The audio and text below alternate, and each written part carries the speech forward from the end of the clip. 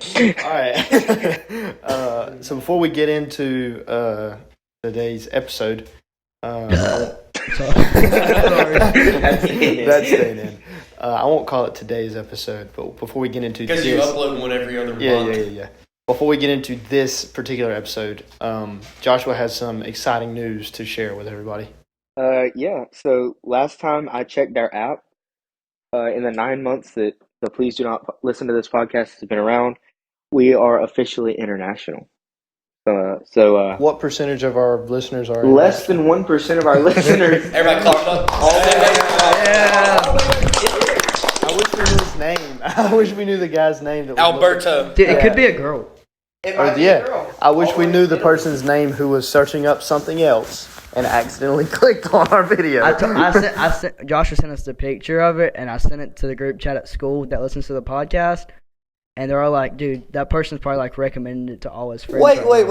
Shout out to the hold group on, chat. hold on. Who is? Wait a minute. How many I'm people in this gonna group chat? name out all the people in that group chat. Shout out to these people that Shout out to these faithfully people. listen to our Please Do Not Listen to This podcast. I'm just now hearing about this. Aiden Carlson, Aiden Vigera, Christian Klink, Davis Dial, Drew Maddox, Grayson Rogers, Joseph Flynn, Thomas Lucas, and Tyler Ramey. When y'all listen to this, just so y'all know, that person in Italy is saying, "Man, these are some amazing people right now. They faithfully listen."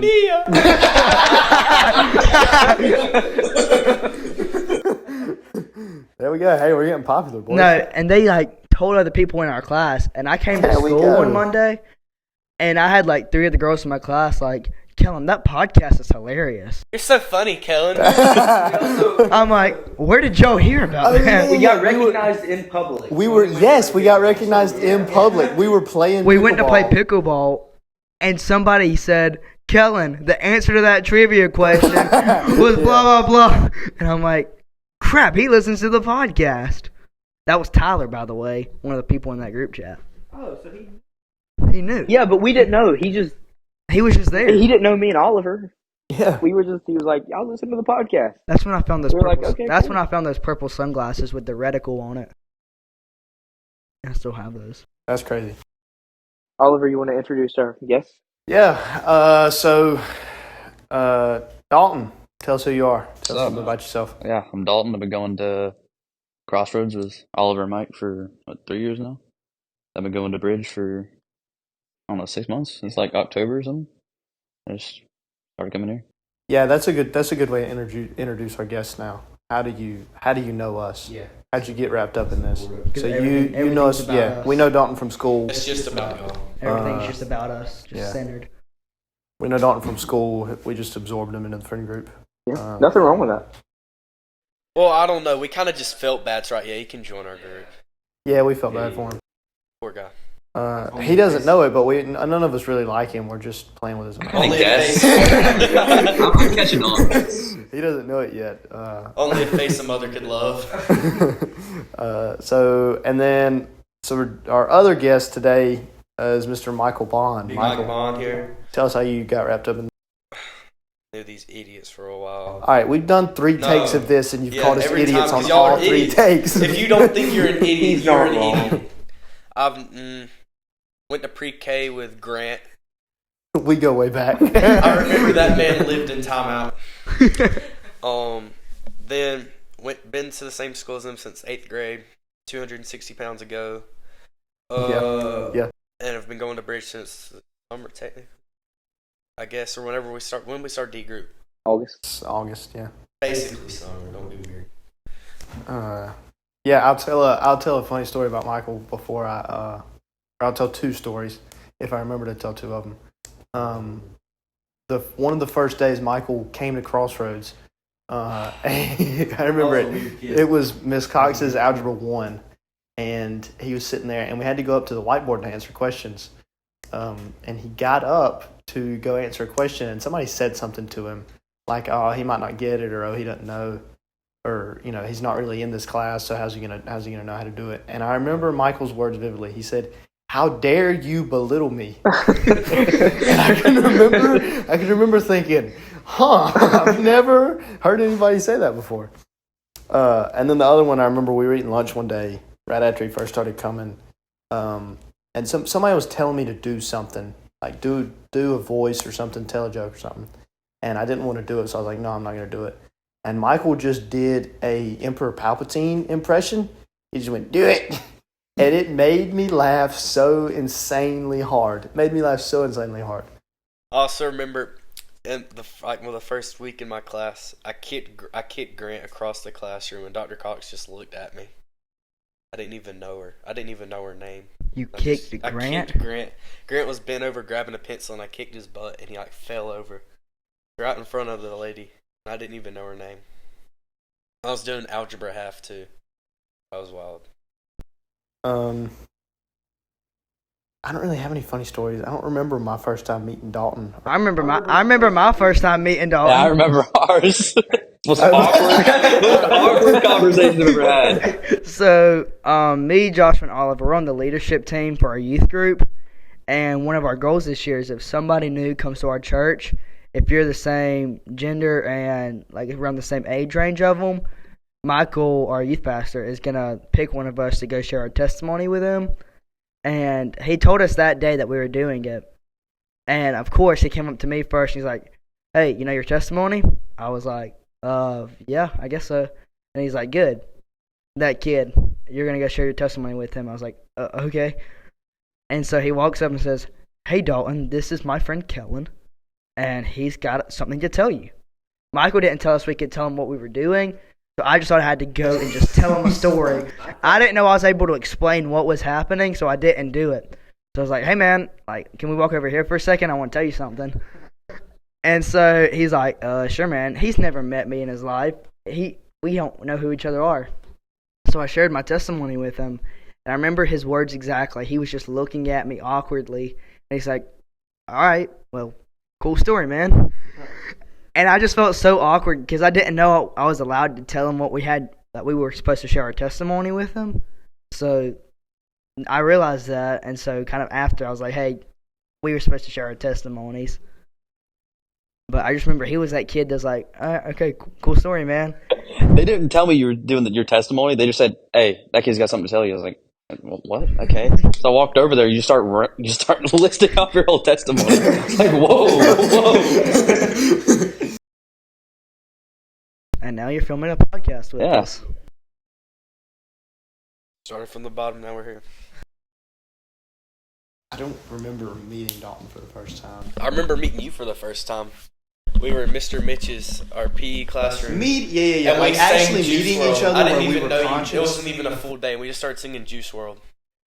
That was crazy. Because I didn't have any classes with you till my second year here. I remember, but we were on Patterson. We played upward basketball together. Didn't even know the it. Baptist Church League, and we went to Alma every single week and got spanked by 50. Wasn't a competition. And he had that bowl cut. All right, so what's happened since our last episode? We recorded last in beginning of January? It was halfway through January. We had 1 month left. It was the night we took the B-reel while I was laying on the table. Yeah. So that was like early January. It was like January 15th or something like that. Oh, the TikTok challenge we did. Yeah. The main notable thing that happened was the TikTok challenge we did. Josh was already laughing. No, Kellen's transition was terrible. Okay. Hey, so we did a. Well, this is our TikTok challenge. third take. Okay. Michael was over there gesturing, doing like, what? Oh, really? So there's a TikTok challenge, or not a challenge, but a trend, where one person sits in a chair and puts a helmet on and faces away from like 3 or 4 people, and the 3 or 4 people slap the guy on the back of the head, and the guy has to turn around and guess who slapped him. And so we played this with this little like toy Georgia helmet. That really calling it a helmet is a stretch. It's just a piece of plastic with some foam in it that barely fits over your head. It's for a Georgia Bulldog costume. Like, there's a jersey that came with it, but all it had was the logo on it. Something cheap. So we did it with this helmet. And I'll let Kellen tell the story because he's he's the victim. Yeah, so basically Cole was sitting in the chair and we had already made mutual agreements. Okay, we're not going to hit each other absurdly hard because over the course that we were playing this game, we'd been hitting each other harder and harder. And so Joshua was first, and he hits Cole like 3 times in a row. And Cole was really bad at this game. Really bad at this game's an understatement. Cole was atrocious. He couldn't guess anybody. And so Joshua hit him 3 times, and then Joshua didn't want to hit him again. So I hit him, and I hit him a little bit too hard. And I basically flipped the helmet sideways on him. And so I didn't mean to. I hit it way harder than I thought I was going to. And so everybody just kind of looks at me when he turns around. Like, Kellen, you can't hit him that hard. So Cole knows who it is, so he calls my name out. And so I have to go sit in the chair. And as I'm sitting down in the chair, I haven't even been there for a second to get the helmet situated. Cole hits me in the side of the head as hard as he can, and he lays me out on the ground. I barely sat down in the chair. Cole smacks me as hard as he can, and I'm laid out on the floor, and everybody's just dying because they can't even register what just happened. I sat in the chair and I was down on the floor. He hit me so hard. Cole smacked the crap out of Kellen. Kellen looked like he got shot in the head or hit by an 18-wheeler. He got laid out, and it was very, very funny. Hart. If y'all know us and you want to see the video of Hart made a noise that really is indescribable. It wasn't a laugh, it wasn't a scream. Yeah, it's never been heard by a human being before. He sounded like it was like a whale sound. It sounded like a whale or something, or like a bird that got hit by a car. It was funny. It was really funny. But Hart, if y'all know us and you want to see that video, shoot Joshua a text or come get us and we'll show you the video. It is very funny. And then what was funnier is I was laying video on the ground trying to regain consciousness, and Hart walks up with the helmet because I had thrown it off my head. He's like, "Okay, Kellen, now you got to guess who hit you." And so that Oliver and Cole just died laughing "Yeah, Kellen, yeah, guess who hit you now?" And so we played for 30 more minutes after, and then got in trouble later for doing that. Yeah, Hart's dad didn't like it too much. My dad thought it was pretty funny. But yeah, and then we went to Abide. Abide trip. Yeah, so Abide trip. Our last episode was a lot of Abide 2024 predictions and a review of Abide 2023. Joshua's last ever youth trip. That was my last ever youth Very trip. sad. What a way to go out. Before we actually break down the door. Yeah. You saw what I did there. Y'all will hear about that later. Y'all hang in there for that story. This episode is going to be a lot of Abide. Before we break down what happened at Abide, actually, because we have a list of pretty much all the notable things that happened. Before we break down everything that happened, I want to hear y'all's overall opinion. Well, first, do we want to say what we got out of it? We want to do that first. We can do that. Let's get the good stuff out while we can. We'll do what we got out of it at the end after we've talked about it. Okay. Because then it sounded like it ended on a bad note. We'll just overall rate it out of 10. Out of 10? Out of 10? Saying that's out of 10 or... everything. I'm talking everything wrapped up into one. Well, I think we need to take it and rate it compared to our... No, not compared. Okay. On a spiritual note, I'll give it a 9 out of 10. No. I'm not saying... 6. I'm saying everything combined. Every single thing. Food, spiritual, sand gnats, volleyball. I'll give it an 8. Give it an 8? I'll give it an 8. I don't know if I would give it an 8. I would give it between a 7. Actually, no, I'd give it between a 6 to an 8. There's 7? Yeah, that's a number. Yeah, 7. I'm going. Are we doing decimals? No, Josh, just give it a rating and let's go. I didn't know we were going around. You can speak up for yourself, Dalton. I give it like a 7.5. It kind of gave me like 7.5. measles down here. But. Oh, they're still there. Those are scars. Oh yeah, it's getting worse Oh somehow. gosh. It's somehow We'll gotten get worse. into that. We'll get into that. We'll get into that. Okay, so you said what? 7.5. Okay, I was gonna go 8.1. 0.1? Why don't you just round down to an 8? I'll go 7.3. All right.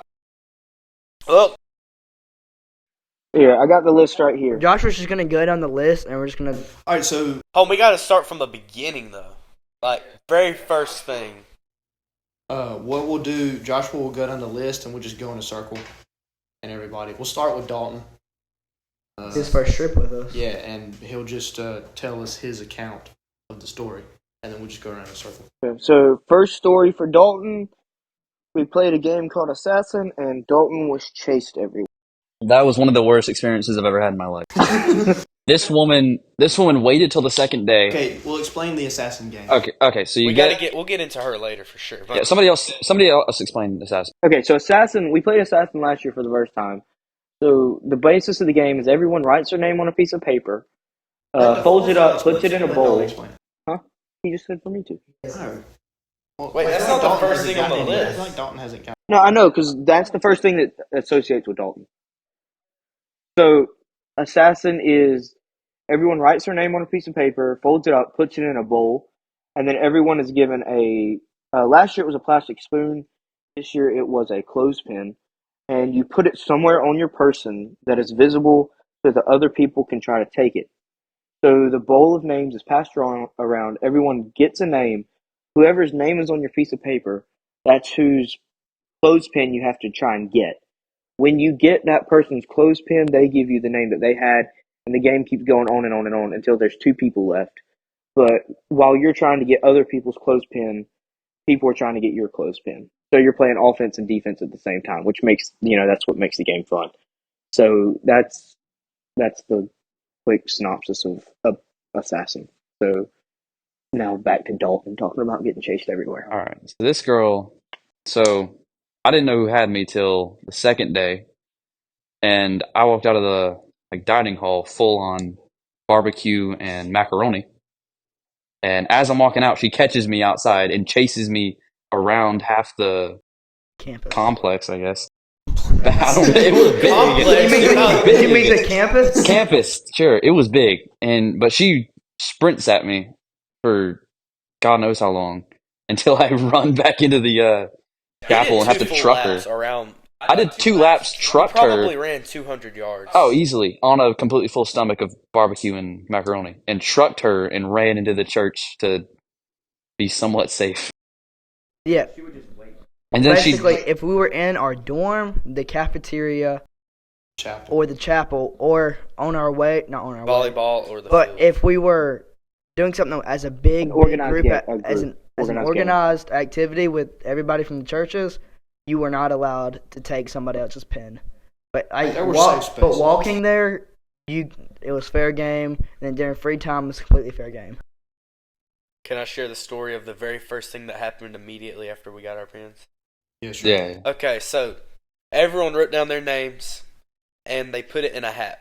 Michael walked around with the hat, and you had to draw it, and whoever that name was, I thought you you were would referring to get it. yourself in the third person. No, Michael Covey, the Sarge.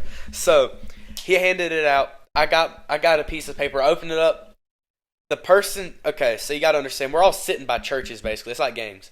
So I'm sitting. To my left is Cole, and to my right is Oliver. I opened up my piece of paper, and the name says Cole Tanner. Cole Daniel Tanner from my church. He's sitting right next to me. So I closed it real quick, and I started laughing. I nudged Oliver. I'm like, Oliver, look at this. Open it up. Cole Tanner. I was like, I'm getting him as soon as we walk out the store. So they yap. We leave. Wait, no, that sounded bad. It wasn't a service. Michael preached a sermon. No, that wasn't when he preached. That was after. That was no. They were yapping about the rules. They were giving sermon. Instructions about. They were what not. we were Yeah, they doing. were yapping about the instructions, not a service. I was not calling the service yap. So we walk out the door, and immediately I'm like, Cole, you got to see who I got. I was like, come over here. I open up my piece of paper and I say, it's you, buddy. I wrap around him, take him down on some jiu-jitsu stuff. and I wrapped my legs around him. And it's on. He put the clothespin that Josh was talking about in his shoelaces. That's very important for what I'm about to say. So I get him, and he just gives up at one point, and his clothespin is so deep into his shoe in the shoelaces, I just have to snap it, and I only get. Okay, Oliver. I only get about half the pin because I broke it off because it's in his shoe. It's literally in his shoelaces. And I hold it up. I'm like, I got you. And then everyone was like, yay. And and everyone went around, like circled around me like it was a school fight or something Yeah, crazy. no, because the reason that happened is because we weren't outside for 30 seconds. No, everyone was still there. And I set the tone. I walked. Not everybody was outside. I was walking outside. Look to my left, and I see Michael and Cole on the ground, rolling around. So basically, I set the tone for the rest of this assassin game because then people are just starting tackling and doing crazy stuff.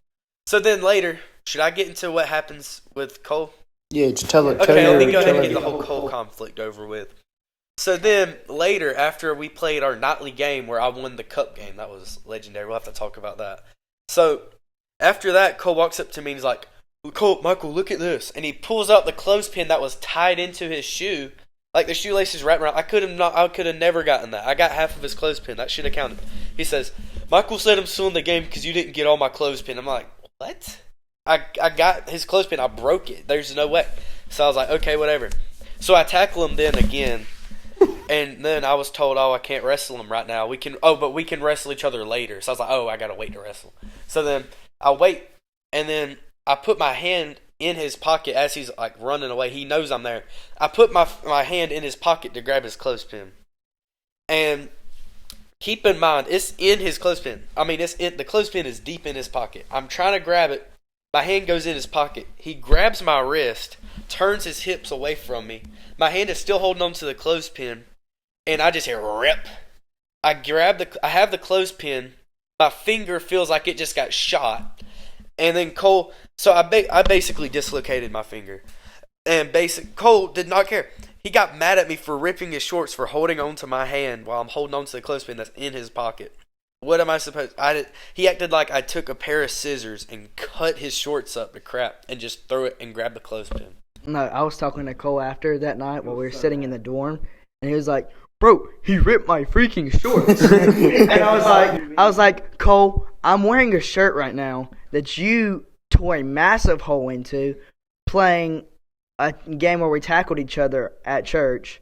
You've ripped Joshua's shirt. Yeah, he's ripped one of my shirts. Doing his pocket thing, which is basically if somebody has a No, not somebody, me. Where if Oliver, anybody, the game I started the game, basically if Oliver has a pocket on his shirt, like right where his on the front, on the front, people know where pockets are. Okay. I was just giving kind of nipple. Basically, I would take my hand and I would just shove it in his pocket and I'd say beep boop, and that's just the game. Yeah, but, and all of my shirts now have. Then he said, "You're either gonna buy me a new pair of shorts, or you're gonna fix these." And that was after I dang near broke my finger and got a stupid clothespin. After the first time it wasn't enough. Cole's just a sore loser. That's the moral of the story. Cole's a sore loser because his shorts got ripped and he was out of the game. I think for the whole rest of the podcast, we should just talk crap about Cole. We should. I think that'd be kind of funny. Okay, so then, yeah, that basically ended the assassin thing. Then Mackenzie's mom got me out. That was so random. Miss Jenna got you out? Yeah. I got my mom out. They're not controversy. All right, we'll go Joshua next. Okay, so what you got, J-Rob? So I guess you could call it a senior prank. I put a banana peel under Kellen's pillow. I hate you for that. So for breakfast, for the second day after the first night, breakfast was like muffins and bananas and oranges. And so everyone. Which the oranges will play. Keep in mind, keep the oranges in mind. They will play an important part in a very. They will play story. the most important role in this entire podcast. So I think was it your banana peel, Oliver? I don't know. It was somebody's banana peel. No, there was two of them. It was two bananas. Me and somebody else's. It was me and Hearts. Yeah, we were. So everyone, there were banana peels, and I took them and I was like, "Hey guys, I'm gonna go put these under Kellen's pillow." And so I did. I went and I put the banana peels under Kellen's pillow. And the idea was I was hoping the lights would be off, everyone would be trying to go to bed, Michael would be asleep or trying to go to sleep, telling people to go to sleep, and the room would be quiet, and Kellen would put his hands under his pillow, find a banana peel, have to turn on the light, and just cause a bunch of, not drama, but commotion because there's a banana peel under his pillow. But what actually happened was we were hanging out, we were getting ready for bed, so everyone was in. It was about 10:45. I feel like our timeline's messed up. This happened after the first incident. This happened at 8 really o'clock doesn't in the matter. morning. It has been marinating 8 there in the for a clock in solid the But no, you have to 14 realize how hours. You have to realize Kellen's already on edge because of what happened before this. Like, he wasn't just chilling in a banana. No, he was angry.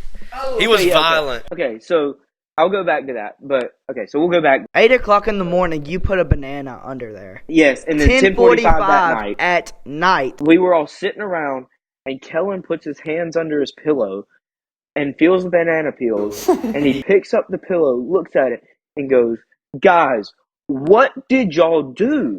And so we all start laughing, and he was just so angry, so angry enough that Kellen hates fruit. Kellen hates bananas, and They so make me gag. They're so bad. and so what Kellen did that night to sleep was he put his pillow on the other end of the bed, so I wouldn't have to smell where the banana marinated on the I flipped sheet. the pillow cover inside out because, well, granted, the banana is like there's like banana residue. Banana peel residue. There's still like on my You sheet. can see the banana. You can see the banana stain juice, and so I flip it inside out. I turn the pillow over, and I just swap my bed around, and I lay at the other end where I'm not gonna smell banana peels all night.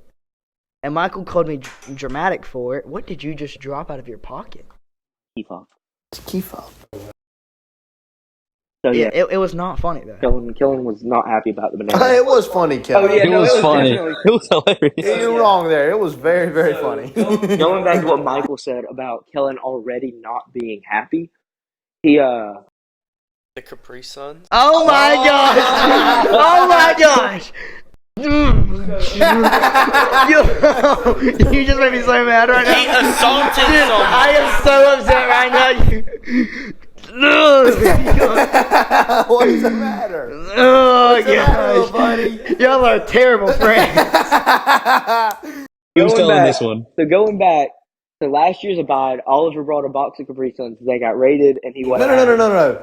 You raided them. I threw my bag down on my bed, went and used the bathroom, came back out. You had ripped open my bag, blown my Capri Suns open, and when I looked at my bag, I was like, who's drinking my Capri Suns? Turn around, and you're just like calmly sipping on one. I was like, Joshua, what are you doing? And so this year, I messaged everybody and I said, "Hey, bring your own drinks and snacks. That'll be cool, so no one has to take them."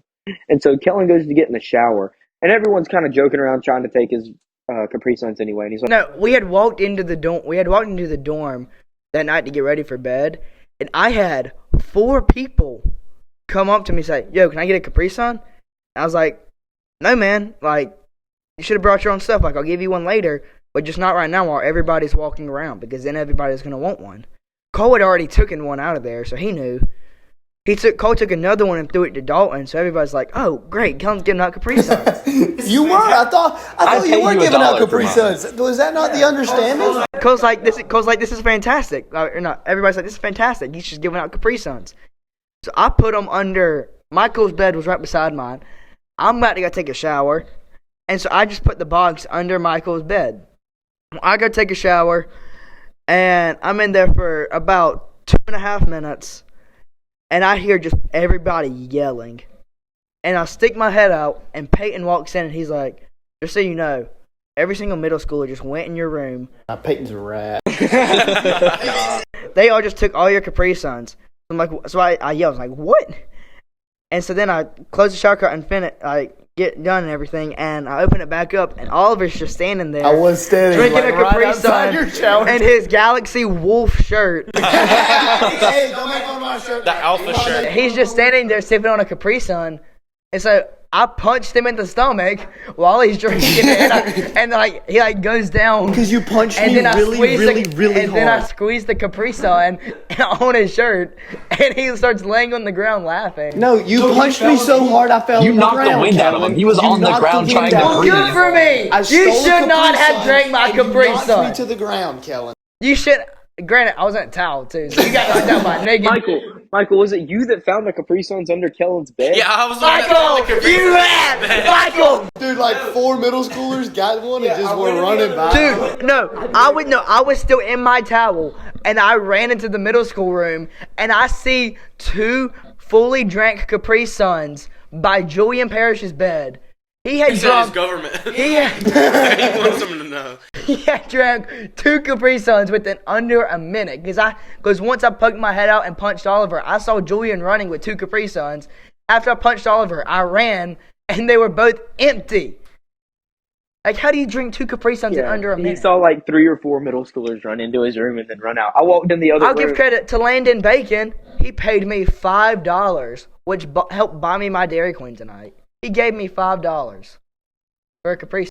I drank 3 of them at the end. I know. Dalton's like, bro, I swear to you, bro, I only drank one. I only drank one Capri the Sun. empty ones in my pocket. I didn't even threw them away. Dalton said, I only drank one, bro, I swear. And then we're laying in bed that night. Dalton's like, oh, hey, Kellen, I had like 3 Capri Suns. Kellen started the night before we got there with 9 Capri Suns, and he ended the night with none in his box. I did. Within the span of 5 minutes, I had 0 Capri Suns.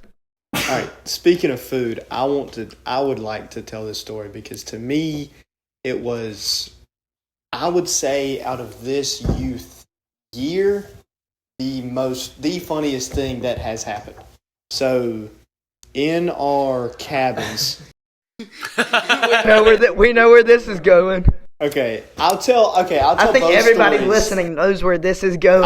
I'll tell both stories that have to do with an orange. I'll tell yours first, and then I'll tell the Julian one. Okay, so in our cabins, there's basically a center room that's basically like a living room, and then there's 2, I guess, wings that have bathrooms on them, and then where the bunk beds and everything are. So we were hanging out, sitting on the couches one morning, eating breakfast, and I wanted an orange, and Joshua was standing up. This is actually in free time, like after lunch. Was it? Wasn't during breakfast because no adults were in the room. Okay, that's right. Yeah. And Kellen wasn't in there. No. When you threw the orange, there were adults in the room. Okay, yeah. But Kellen and like Raiden were out trying to pull the pins, but it wasn't breakfast. Yeah, okay. So this is during free time. So we were sitting around on the couches just having a conversation. I mean, it was the whole group pretty much sitting around. And I said, hey, J-Rob, throw me an orange. So J-Rob gets it in his head that he's a Division I pitcher and takes the orange, and in really a very unathletic throwing motion, I might add. I mean, he looked like Bugs Bunny throwing a cartoon bomb. You spun around after You you did let like go. spin around and you were like whirling your arm up. Like a softball pitcher. So Joshua, with every ounce of force that he has in his body, takes this orange and hurls it at me. Wait, Michael's listening to us. He didn't know about this. He might not. No, this will be I'm sorry, Michael. So he hurls this orange at me. The thing goes 5 feet above my head and just explodes on the wall. No, it was a foot above your head. You ducked from it. Oh, did I? Yes, it was right here. You ducked from it. That may have. Smash against the wall. It was a window. Yeah, it was a window. The 95 mile per hour fastball. Just splatters against the window. And I was like, Joshua, what the heck? I was like, Joshua, what the heck did you just do? I kid y'all not. Joshua's words were, you told me to throw you an orange. And he was like, I'll clean it up. The orange rolled behind the couch. Set the tone. For our That next set story. the tone. And then, so we're My story had no influence on the next story. No, because The other two people weren't even in the room. Yeah. So we're sitting there. We're still sitting there. It's free time. We're just hanging out, whatever. And Christian and Julian, I guess everybody was in a baseball mood because Christian and Julian, I don't know. I guess Christian was practicing his pitches and Julian wants to be a catcher or something. I don't know. He's not a very good catcher, as you'll hear by. He's a good thrower, though. He's a good thrower. He's a good pitcher. Julian's a really good pitcher. Julian's practicing his curveballs and his submarines, and Christian is practicing catching. That's a pitch, right? Submarine's a form of pitch, not a type of pitch. But whatever, it doesn't matter. I'm just making sure. I don't want everybody to think I'm an idiot. Sinker. Yeah, whatever. Wait. No, to make it even more understandable, these two kids have been loud the whole trip, so we just tuned them out. Yeah. That's a good point. That's a very good point. All right, so Christian and Julian are practicing their pitches. They're practicing their throws. And so we're sitting there in the middle of a conversation. Christian is trying to catch. Julian is practicing his curveballs. Julian throws one. We don't know that he throws it because we're in the middle of a conversation. We're in the same room, but we're not really paying attention to him. So Julian throws one, and it hits the door and cracks it. And none of us realize that he cracks the door. Christian just falls on the ground, and we were all like, oh, why did Christian fall on the ground? So we're kind of looking there for a second, and we're like, all right, whatever. So Julian, as we go back to our conversation, we're just hanging out talking. Julian gets another orange and winds up and throws a 109-mile-an-hour fastball right at Christian. Christian ducks, and the orange goes in the door and through it. The orange made a perfectly round orange-sized symmetrical hole. Yes, with orange juice dripping down from it. It smelled like orange. Jude is sitting on the couch. Jude screams out, Julian just broke the door with an orange. Julian just broke the door. And so we all jump up. We go, what the heck? And we start dying. Mark, me, Cole, we're dying. No, Julian closed the door to hide it. And it opens and goes, I put a hole in the door. I forgot about that. So there's a hole in the door with orange juice. We go up to it. We're smelling it. We're like, yes, Julian, you put a hole in the door. No, with all we heard was a bang. We didn't know what happened until Jude goes, Julian just broke the door with an orange. Julian looks like he just got busted by the FBI for just a world-class crime. Julian is freaking out, thinking he's going to jail for the rest of his life. Christian's laughing his butt off. Hold on. Christian's laughing his butt off. So we're all standing around laughing, and then it dawns on us, oh, we just broke this door. We're going to have to do something about this. Yeah, it's somebody else's property. So Drew gets up and tries to engineer the door back MacGyver the door shut. yes, Drew turned into MacGyver. Okay, when you said Julian acted worried, Julian being worried is just, I'm like, oh no. Julian just stood there staring at you. So I'm talking to Julian. I'm like, all right, you can do one of two things, and this is your choice. You can either hope that Mikell doesn't notice and not say anything about it, or you can man up and tell him the truth, and maybe you get in trouble, maybe you don't. And he's like, okay. None of us were going to snitch on it. So Julian's kind of starting to freak out now. He's like, oh my gosh, what am I going to do? So and we were all like, Julian. It dawned on PG that he was also throwing the orange, so he realizes, crap, I'm about to. Julian got so scared. PG's like, I'm about to get in trouble too. And then Julian is still trying to figure out what to do, and Julian had been loud the night before, and I couldn't go to sleep because he was freaking out at every single thing. We could hear him, and we were so far away. He woke me up. He legit woke me up, and I was like, "Why?" So I told Julian, I said, listen to me. What did I say? You said, Julian, I'm going to let this slide, but if you make a peep tonight. Yeah. I told him, I said, listen, if you choose to not tell him, you better not make a peep, because if you choose to not tell him and you hope he doesn't notice, I will tell him what happened and I will make it sound 10 times worse. He said, I won't make a noise. I won't make a noise. I won't make a noise, I swear. But then I was like, no, you need to tell Mikell. He did. He did? Yeah, he did. Yeah, no, I said he did. Literally, as soon as he walked, he said, Mikell, I broke the door. Like, he went straight to the door. So he just told him what happened, and we were all like, crap, Mikell's about to go ballistic. We were ready for the wrath of Mikell and to Mikell was just down like, on us. Mikell was just like, all right, so don't throw oranges anymore. Mikell was more mad at us because we quote unquote allowed it to happen by not stopping it, but we had just tuned out. Yes, we had no idea what was We going to didn't happen. know the door had been broken until Jude stands up and announces it to the congregation in there. So this will be a little bit more serious note. But it was, I would say the comment that spawned the segment we're about to go into was what? What? Spawn. Okay, all right. No. We're not the 18th. No, we're not the 17th century, buddy. All right, so the comment that kind of created the idea for this segment, that Joshua came up with the idea, but I mean it was a church trip, so we were on the way there and just kind of having a conversation with Michael Covey, our youth pastor, about music, playing music on the way there, and it was, I mean, it was worldly music, so he did raise some good points of like, we're not doing this just to have fun. We're doing this to focus on Jesus and to change our life for Jesus. Which is, I mean, that is what we're after. Yeah. So we wanted to kind of go over, I guess, our main takeaway from the weekend. So I'll start first with me, I guess. So I guess the part that stuck out to me the most really didn't have anything to do with the, I guess, curriculum that we did, I guess what we were actually studying. Michael just briefly talked about Philip and the Ethiopian, where Philip is called by God to go and explain a passage of Scripture to this Ethiopian guy who's reading from Isaiah. And I guess the thing that I kind of thought about was that, like, for me in my life, as I'm choosing my career, like, have that mindset of Philip where if God calls me to do something, be obedient to it.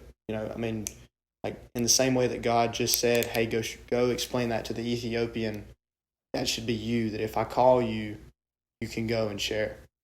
So yeah, I'd say that's my main thing, personally. So we'll go to, I guess we'll do Kellen. Hear about him. Yep. I guess something that I kind of took away from it was that whenever we think of the words Son of God, we always kind of just be like, oh, that's a Bible phrase, like Jesus, Son of God, whatever. But this weekend we went more in depth with it than any of us had really thought it could be. And so I just guess it was kind of cool how words we can read words and they can mean like Son of God. That means Jesus is Son of God. But what does that mean? Does it mean he came from a woman, but he was placed there by God, which means he's the Son of God. He's also the Son of Man. He came through Adam's legacy. And so I guess it was just kind of cool to go deeper in how we can overlook certain things that have a way bigger picture. Yeah. J-Rob, what are we thinking? Yeah, so, one second. Hey, Michael, can you go? I'm texting something real quick. I'm eating some popcorn. Dalton, you go. Dalton. All right. One of the main things I didn't realize before was I didn't realize. one of the main things I didn't realize before. I did, He's bro. got a whole No, script this is just my written down notes. right This is just now. my notes from the rest of it. One of the main things I didn't realize before was how Jesus was purposely not great looking, I guess. So he would attract people who were there to listen to him, listen to what he actually had to say, and weren't there to see just because he looked good, but they were there to listen to what he had to say. They were there for what he had to offer. Yeah, what he had to offer, not what he had to offer spiritually, not worldly in his looks. And yeah, that is cool. All right. Main takeaway was Isaiah 53 talked about Jesus as the suffering servant. He suffered so much for us, and we take it for granted. What I thought about was if we read Isaiah 53 and if we thought it was anyone else besides Jesus, we'd feel so bad for them. That how could we repay them? But with Jesus, it's just like automatically like, oh yeah, he did that. But that really showed me how much Jesus actually suffered for us, and we just don't think about it. Well, I guess my turn. My biggest thing will be, it goes back to the third session, which was about the suffering servant or son of suffering.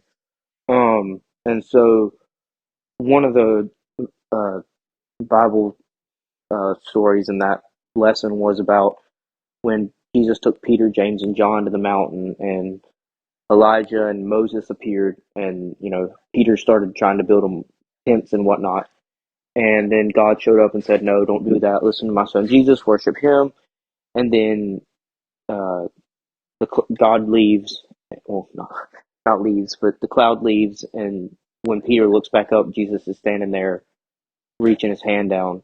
So in our small groups, we got to talking, and I thought about a phrase that Mr. Surge said on a Sunday night, which is, there's more grace in his heart than there is sin in my life. And I started thinking about, how the insane amount of sin that we have, that no matter how bad we are, Jesus is always going to still be reaching for us, trying to help us. He's always going to be there for us like he was Peter, even though Peter tried to worship other people in front of Jesus. Even when things are that bad, he's always going to be there trying to help us. Always going to have more grace in the budget. That's what my dad says. So yeah, it was a good weekend. Real good weekend. Michael did real good. Yeah, it was Dalton's first retreat. Michael's first. Second, he did D now with us. Did you? I did. You did. He had the cool glasses. Yeah, and I wore the shirt and y'all wrong trip. I was like, dang. You did. And I did the move conference, but that's not a trip. You did that 2 years ago. Yeah. Dalton, you did the move. Yeah, I did. And we ate laced Oreos. Oh, yeah. We've already talked about that. Creepiest video I've ever seen in my life. So, yeah, it was. Jared and Michael both did really good jobs. They did. I think everyone should have at least taken something out of the weekend. Thank you for listening to today's podcast. The trivia question will be,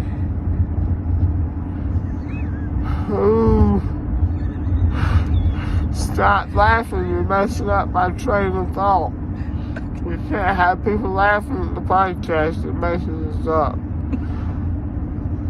I'm thinking about turkey hunting all of a sudden. Did I get my jacket? My jacket's in the waiting room. No, we got it. You We got it? Yeah, I got it. Okay, so I don't remember going to sleep.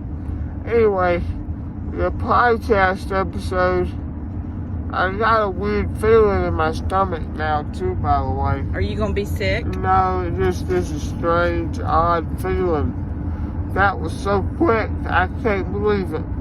The podcast episode we're gonna do. This is the. Alright. I have to clap to know when to edit. Alright? There we go. The podcast outro. This is so much fun. The podcast outro is, thank you all for listening to today's podcast. I just had my wisdom teeth taken out. I feel like I can say whatever. I got my wisdom teeth taken out, and I think that today's question will be, who was the first person that noticed that Julian threw the orange at the door? And if you guess it correctly, you'll be on the next episode. We're sorry. We're sorry. Okay, I know where I am. We're by there's a bunch of big telephone poles over here. That's not the West Fraser. What's it called, Daddy? Ace Pole, where you got your rotovator. Try to open your eyes and wake up, okay? So the episode, alright, I'm coming out of it now.